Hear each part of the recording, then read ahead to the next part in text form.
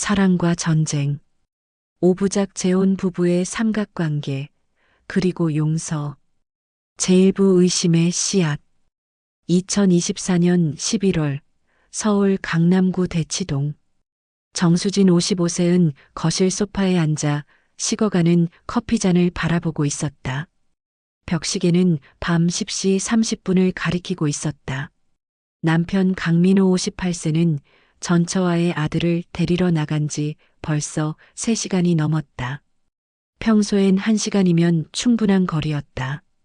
수지는 재혼한 지 2년 반이 지났지만 여전히 남편의 전처 이영희 57세와의 관계가 불편했다.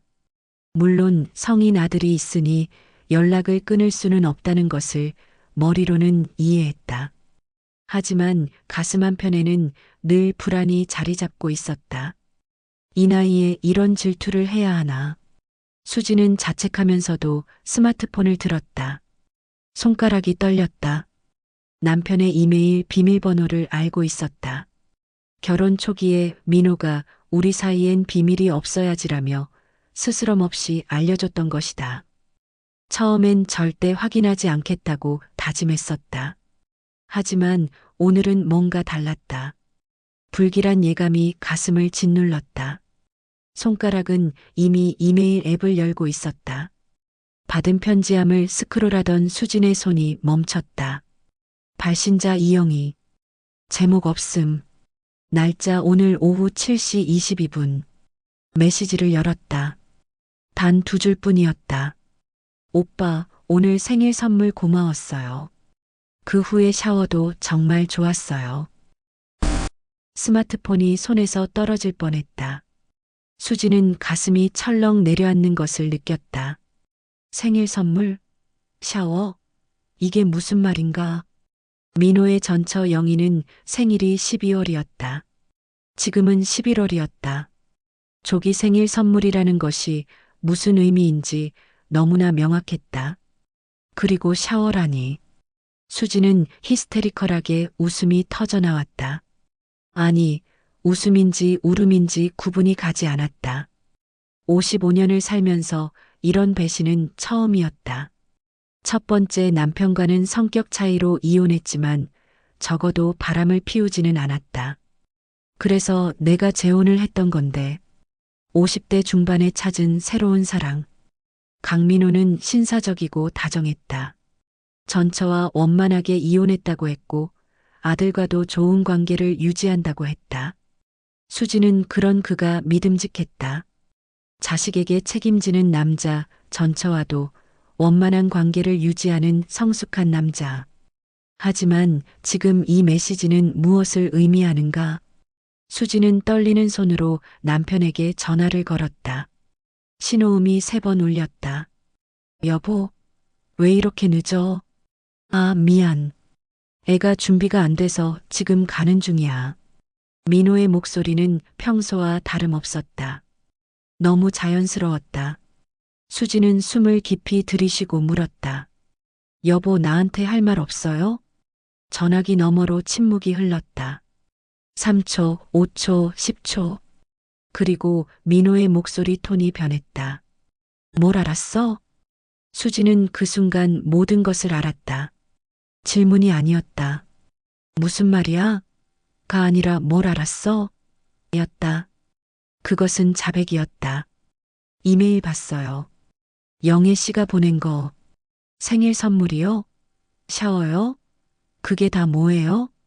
민호는 한숨을 쉬었다. 그 한숨 속에는 체념이 묻어 있었다. 미안해. 집에 가서 얘기하자. 지금 말해요. 당신 뭐 한 거예요? 한 번이었어. 딱 한 번. 수지는 전화기를 바닥에 내던졌다. 스크린이 깨지는 소리가 들렸지만 신경 쓰이지 않았다. 한 번? 한 번이라고? 55년을 살아오면서 배운 것이 있다면 들킨 바람은 절대 한 번이 아니라는 것이었다. 수지는 소파에 주저앉았다. 눈물이 흘러내렸다. 하지만 슬픔보다는 분노가 더 컸다. 그리고 자기 자신에 대한 실망감. 어떻게 이런 일을 또 당할 수 있단 말인가? 현관문이 열리는 소리가 들렸다. 민호가 들어왔다. 그는 수진의 모습을 보고 멈췄다. 수진아, 들어오지 마세요. 수진의 목소리는 차가웠다. 55년을 살면서 이렇게 차가운 목소리를 낸 적이 있었던가. 민호는 그 자리에 서서 고개를 숙였다. 정말 미안해. 우리 결혼 생활이 요즘 너무 힘들었잖아. 당신은 항상 내 얘기를 안 들어주고 잔소리만 하고 나는 외로웠어. 그래서 전처랑 잤다고요? 영희는 내 얘기를 들어줬어. 나를 이해해줬고. 닥쳐요. 수진이 소리쳤다. 이웃집에까지 들릴 정도로 큰 목소리였다. 평생 남 앞에서 목소리를 높인 적이 없는 수진이었다. 내가 잔소리를 한 게 문제예요? 우리 결혼 생활이 힘들어서 바람을 피워도 된다는 거예요? 그럼 나도 외로웠어요. 나도 당신이 맨날 전처 얘기만 하고 아들 얘기만 하는 게 싫었다고요. 그럼 나도 다른 남자를 만나도 돼요? 민호는 아무 말도 하지 못했다. 수지는 계속했다. 저는 55살이에요. 이 나이에 재혼한다는 게 얼마나 용기가 필요한지 알아요? 자식들 반대하는 거 설득하고 주변 사람들 눈치 보면서 결혼했는데 당신은 그동안 뭘 한 거예요? 그날 밤 민호는 거실 소파에서 잤다. 수지는 침실 문을 잠그고 베개를 끌어안고 울었다. 55년 인생에서 가장 길고 고통스러운 밤이었다. 다음 날 아침 수지는 결심했다. 진실을 알아야 했다. 정말 한 번뿐이었는지 아니면 더 있었는지. 그리고 그 여자 이영희를 직접 만나봐야 했다. 1. 제2부 진실게임 2024년 11월 일주일 후 강남역 인근 커피숍. 정수진은 창가 자리에 앉아 있었다. 맞은편엔 이영희 57세가 앉아 있었다. 둘 사이에 놓인 아메리카노 두 잔에서 김이 모락모락 올라왔다. 이영희는 민호의 전처였다. 20년 결혼 생활을 했고 5년 전에 이혼했다. 표면적인 이유는 성격 차이였지만 수지는 이제 그 이면에 무엇이 있었는지 궁금했다.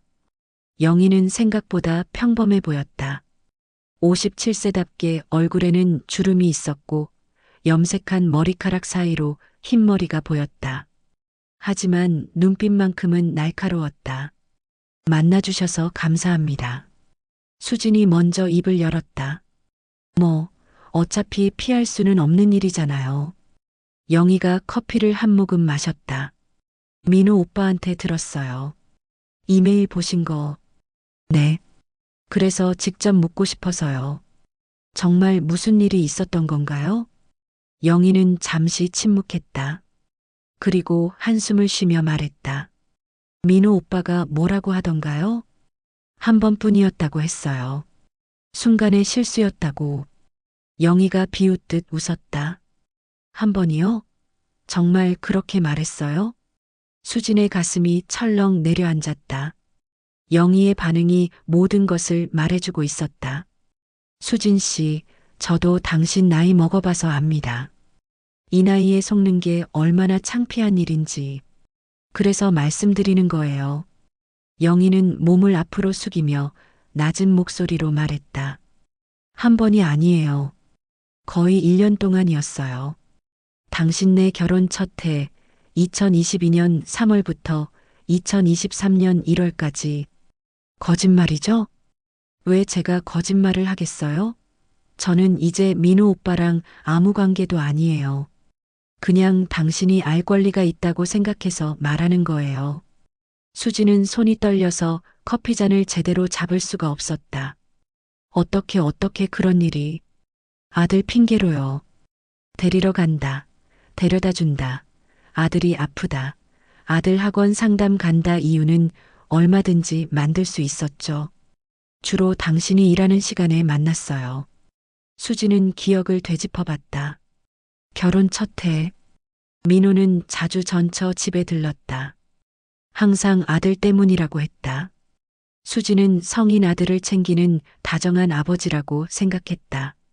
몇 번이나? 정확히는 모르겠어요. 하지만 일주일에 한두 번씩은 만났으니까 적어도 50번은 넘을 거예요. 50번. 수지는 그 숫자를 머릿속으로 되뇌었다.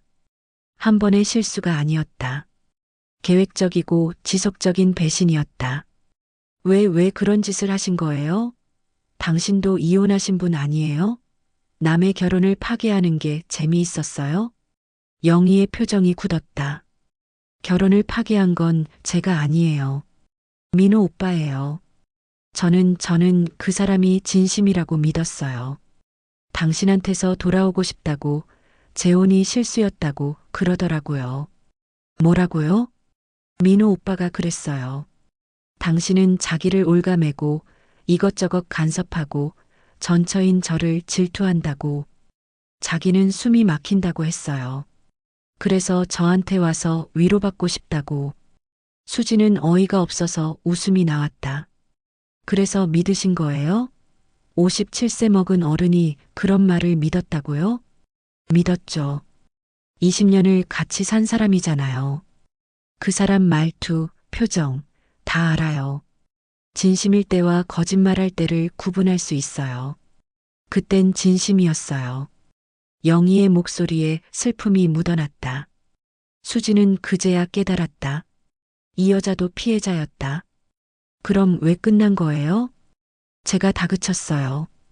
2023년 초에. 언제까지 이렇게 몰래 만날 거냐고 당신한테 이혼 얘기를 하라고. 그랬더니 도망갔죠. 네. 갑자기 연락이 끊겼어요. 전화도 안 받고 문자도 안 보내고 아들 픽업도 당신이 같이 오시더라고요. 그때 알았죠. 아, 내가 이용당한 거구나. 두 여자는 침묵 속에 앉아 있었다. 57세와 55세.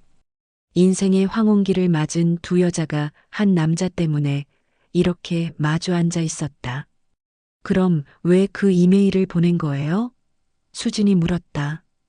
영희가 고개를 들었다. 그 눈에는 복수심이 타오르고 있었다. 복수요. 저는 1년 동안 바보처럼 기다렸어요. 그 사람이 돌아올 거라고 믿으면서. 하지만 돌아온 건 없었죠. 그래서 적어도 당신은 진실을 알아야 한다고 생각했어요. 저를 이용한 거네요. 아니요. 당신에게 진실을 알려준 거예요. 55세에 재혼하신 거 알아요. 저도 그 나이 지나왔으니까 얼마나 용기가 필요한지 알아요. 그런 당신이 거짓말 속에서 사는 건 불공평하잖아요. 수지는 아무 말도 할 수 없었다. 영희의 말이 맞았다. 차라리 진실을 아는 것이 나았다. 그럼 당신은 지금 뭐 하세요? 혼자 살아요. 아들은 독립했고, 가끔 등산 동호회 나가고, 그림 배우고, 그냥 그렇게 살아요. 외롭지 않으세요? 외롭죠. 57년 인생에서 이렇게 외로워 본 적 없어요. 하지만 영희가 수진을 똑바로 쳐다봤다. 거짓말 속에서 사는 것보다는 낫더라고요. 그날 밤 수진은 민호를 다시 마주했다. 그리고 물었다. 영애 씨를 만났어요. 정말 1년 동안 50번 넘게 만난 거예요? 민호는 한참 동안 침묵하다가 고개를 끄덕였다. 그 순간 수지는 결심했다. 이 결혼을 끝낼 것인지 아니면 계속할 것인지를. 이 재산부 통제와 집착. 2024년 12월. 정수진은 결혼을 끝내지 않기로 결정했다. 하지만 조건이 있었다. 강민호는 수진이 제시한 모든 규칙을 따라야 했다. 55세에 다시 이혼한다는 것은 상상하기 어려웠다.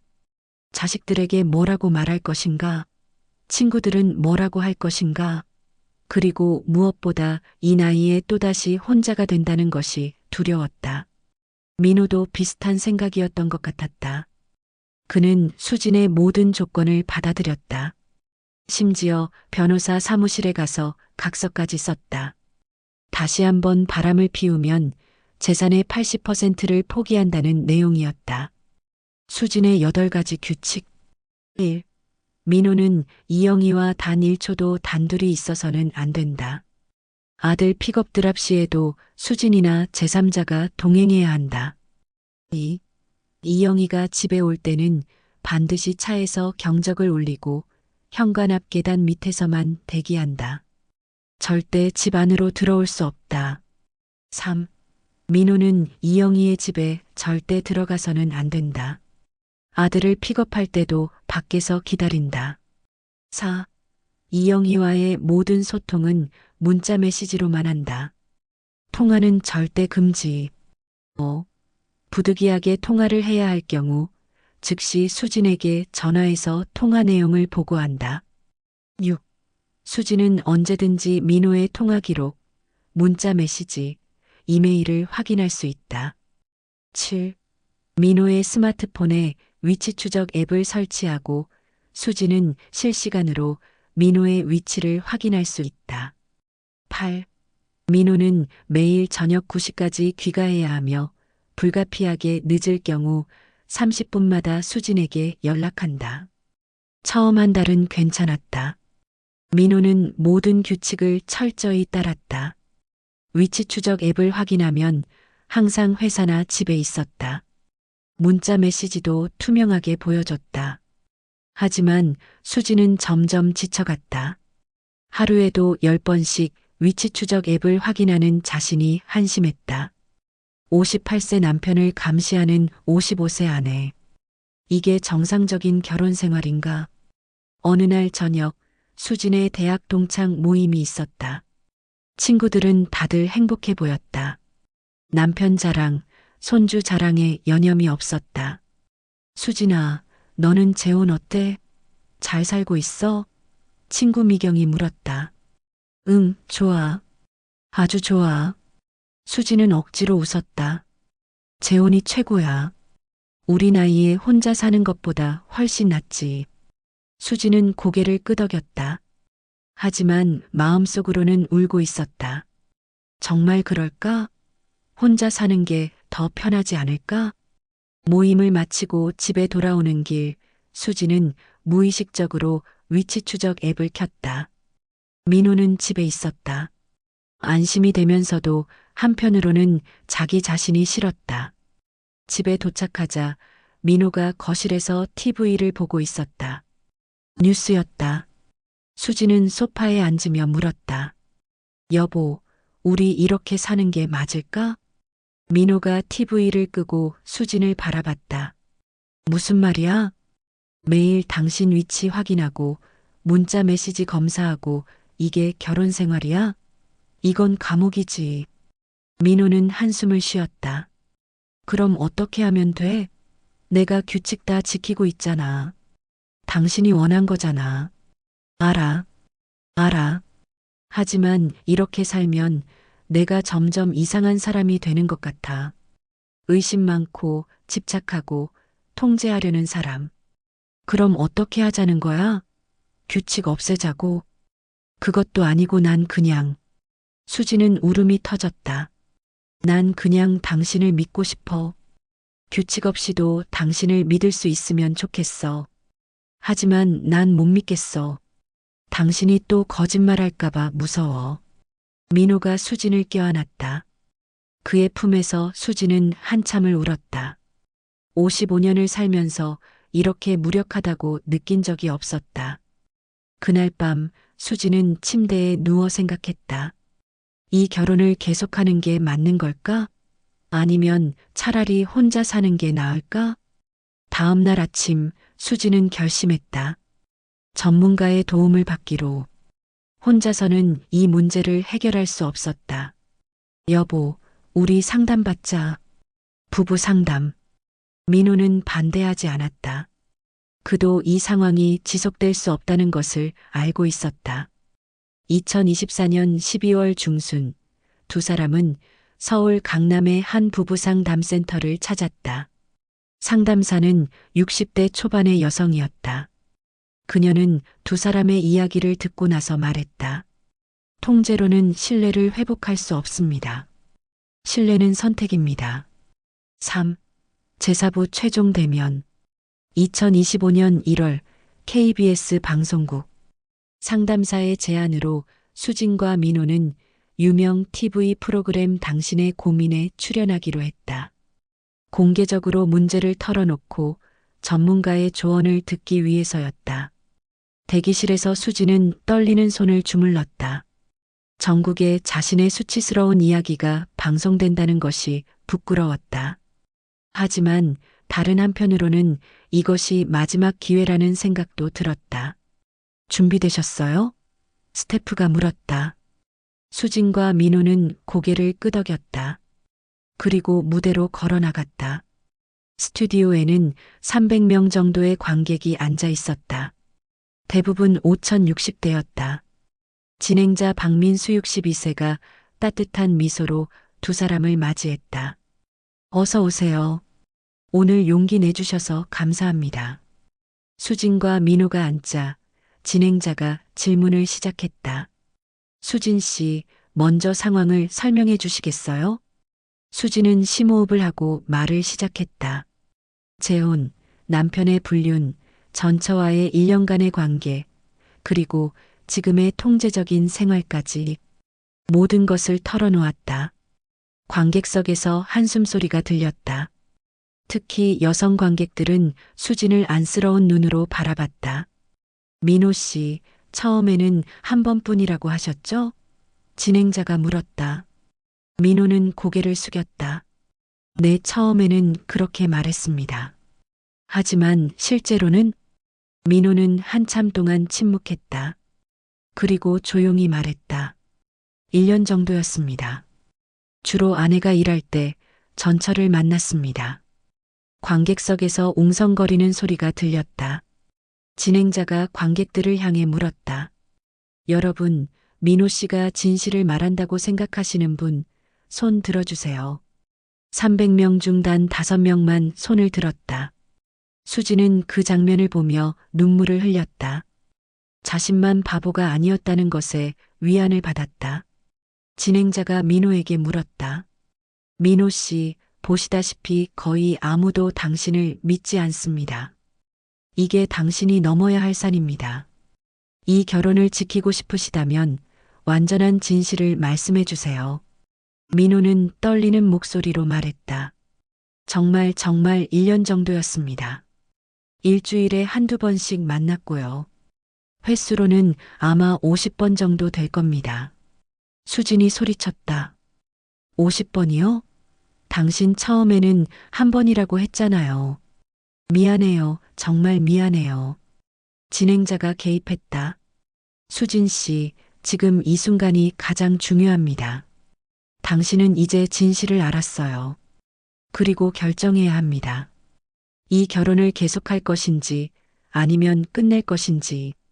수진은 남편을 바라봤다. 58세의 민호는 완전히 무너진 모습이었다. 눈물을 흘리며 고개를 숙이고 있었다. 민호 씨, 진행자가 말했다. 당신이 해야 할 일은 아내가 당신을 용서할 수 있도록 만드는 겁니다. 그러려면 먼저 당신이 아내에게 얼마나 큰 상처를 줬는지 완전히 이해해야 합니다. 알고 있습니다. 아니요, 모르고 있어요. 당신은 아직도 자기 변명만 하고 있잖아요. 아내가 잔소리해서 외로워서 그게 변명이 됩니까? 민호는 울먹이며 말했다. 변명이 안 됩니다. 제가 잘못했습니다. 진행자가 두 사람을 바라보며 말했다. 수진 씨, 민호 씨, 두 분께 과제를 드리겠습니다. 오늘 집에 가서 단둘이 앉아서 대화를 나누세요. 민호 씨는 아내의 이야기를 끝까지 들으세요. 변명하지 말고 그냥 들으세요. 그리고 아내가 얼마나 아팠는지 진심으로 이해하려고 노력하세요. 수진 씨는 남편에게 말하세요. 당신이 얼마나 아팠는지, 얼마나 배신감을 느꼈는지, 얼마나 자존감이 떨어졌는지 다 말하세요. 그래야 치유가 시작됩니다. 그날 밤 두 사람은 집에 돌아와 마주 앉았다. 그리고 새벽까지 이야기를 나눴다. 수지는 울면서 자신의 아픔을 토해냈고 민호는 묵묵히 들었다. 그날 밤이 두 사람 관계의 진짜 시작이었다. 4. 제호부 용서냐 이별이냐. 2025년 3월 봄이 오고 정수진과 강민호는 지난 2개월 동안 주 2회 부부 상담을 받았다. 힘든 과정이었다. 때로는 상담실에서 소리 지르며 싸우기도 했고 때로는 둘 다 울면서 나오기도 했다. 하지만 조금씩 변화가 생기기 시작했다. 민호는 더 이상 변명하지 않았다. 수진이 오늘 기분이 안 좋아라고 하면 그냥 옆에 앉아서 손을 잡아줬다. 내가 그렇게 만든 거니까라고 말하면서. 수진도 변했다. 위치 추적 앱을 확인하는 횟수가 줄었다. 처음에는 하루에 20번씩 확인했는데 이제는 23번으로 줄었다. 그리고 문자 메시지도 매번 확인하지 않았다. 감시한다고 해서 믿음이 생기는 건 아니더라고요. 수지는 상담사에게 말했다. 믿음은 선택인 것 같아요. 상담사가 미소 지었다. 맞아요. 신뢰는 통제가 아니라 선택입니다. 당신이 남편을 믿기로 선택하는 순간 그때부터 진짜 회복이 시작돼요. 3월 어느 주말 두 사람은 남산타워에 갔다. 재혼 직후에 데이트했던 곳이었다. 그때는 모든 게 행복했다. 타워 전망대에서 서울 시내를 내려다보며 민호가 말했다. 여보, 미안해. 수지는 남편을 바라봤다. 민호는 계속 말했다. 58년을 살면서 내가 한 일 중에 가장 후회되는 게 당신한테 한 짓이야. 당신은 55살에 용기 내서 나랑 재혼했는데 난 그걸 배신했어. 평생 미안할 거야. 수진의 눈에 눈물이 고였다. 나도 미안해. 당신이 왜 미안해? 내가 당신을 너무 감시했잖아. 당신을 신뢰하지 못했어. 민호가 수진의 손을 잡았다. 당연한 거야. 내가 신뢰를 깨뜨렸으니까. 하지만 이제부터는 달라질 거야. 내가 다시 신뢰를 쌓을게. 얼마나 걸릴까? 모르겠어. 1년? 2년? 10년? 평생이 걸릴 수도 있어. 하지만 난 할 거야. 수지는 남편을 꼭 안았다. 55년을 살면서 이렇게 복잡한 감정을 느껴본 적이 없었다. 분노, 슬픔, 실망, 그리고 희망. 그날 저녁 집에 돌아와 수지는 남편에게 말했다. 여보, 규칙 좀 바꾸자. 응? 어떻게? 위치 추적 앱 지울게. 문자 메시지 검사도 안 할게.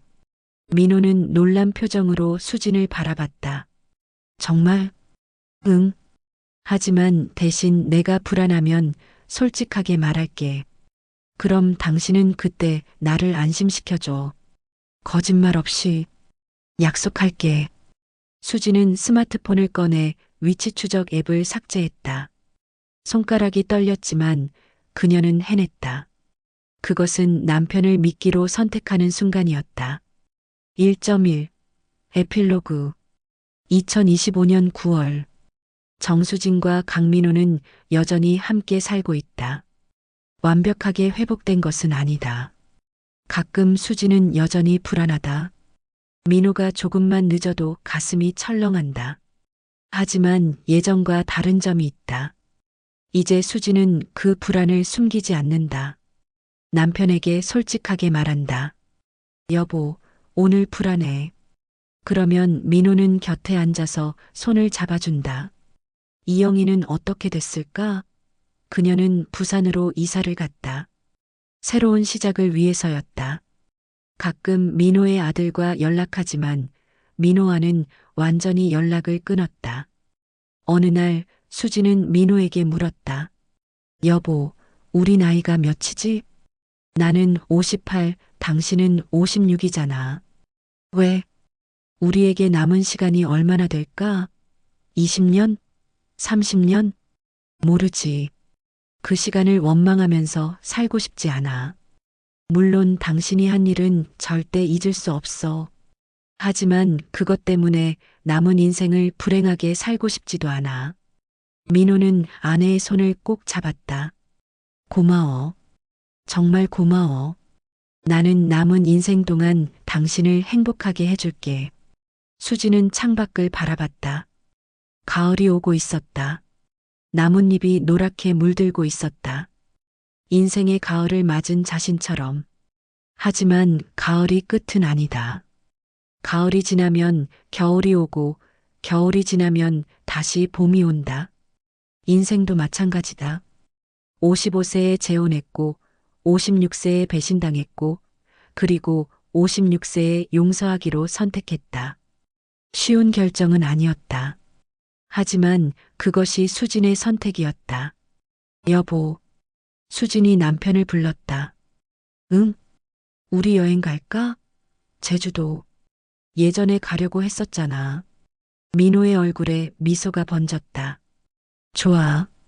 언제 갈까? 다음 주? 날씨 좋을 때.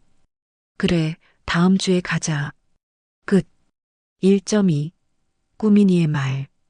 이 이야기는 실화를 바탕으로 재구성한 픽션입니다. 50대, 60대의 재혼과 불륜, 그리고 용서에 대한 이야기입니다. 우리는 흔히 황혼 이혼, 황혼 재혼이라는 말을 합니다. 하지만 50대, 60대도 여전히 사랑하고, 아파하고, 배신당하고, 용서합니다. 나이가 든다고 해서 감정이 무뎌지는 것은 아닙니다. 이 이야기를 통해 전하고 싶은 메시지는 이것입니다. 1. 신뢰는 통제가 아니라 선택입니다. 2. 용서는 상대를 위한 것이 아니라 자기 자신을 위한 것입니다. 3. 나이가 들어도 새로운 시작은 가능합니다. 4. 때로는 끝내는 것도 용기, 계속하는 것도 용기입니다. 만약 당신도 비슷한 상황에 처해 있다면 혼자 고민하지 마세요. 전문가의 도움을 받으세요. 그리고 무엇보다 자기 자신을 사랑하세요. 당신은 사랑받을 자격이 있습니다. 나이와 상관없이.